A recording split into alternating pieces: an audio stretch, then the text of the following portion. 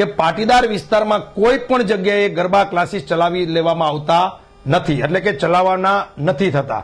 જો આવા કોઈ ગરબા ક્લાસીસ બળજબરીપૂર્વક, ખાસ કરીને જ્યાં પાટીદાર ડોમિટ એરિયા છે, એટલે કે રવાપર રોડ, એસપી રોડ, આવા જે એરિયાઓ છે, અહીંયા કોઈ પણ જગ્યાએ ક્લાસીસ ચાલતા હશે તો એને બંધ કરાવવામાં આવશે અને એને ચલાવી લેવામાં નહીં આવે. અને જો કોઈ જ બળજબરીપૂર્વક આવા પાટીદાર વિસ્તારમાં ક્લાસીસ ચાલુ કરશે તો એનું પરિણામ એને ભોગવવું પડશે. અને પાટીદાર યુવાનો આ બાબતમાં સંપૂર્ણ રીતે સક્ષમ છે. કાયદો પણ હાથમાં લેવો પડે તો લેશે.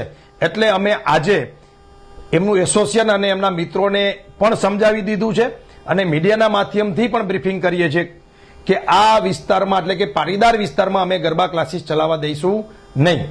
બીજો જે વાત છે એ એવી છે કે ગરબા ક્લાસીસ જે છે એ ગેરકાનૂની રીતે કોઈ ચલાવતું હશે તો પણ એને સંપૂર્ણપણે બંધ કરાવવાની તાકાત મોરબીમાં પાટીદાર સમાજ સહિત તમામ સમાજના લોકો, તમામ મોરબીવાસીઓ પણ આમાં સહયોગ આપશે અને ગેરકાનૂની પ્રવૃત્તિ કરતા ક્લાસીસોને પણ મોરબીમાંથી તિલાંજલિ આપવામાં આવશે અને બંધ કરાવી દેવામાં આવશે. આવા કોઈ પણ અસામાજિક તત્વો આ પ્રકારનું કામ કરતા હશે તો એ મોરબીના લોકો પણ સહન નહીં કરે.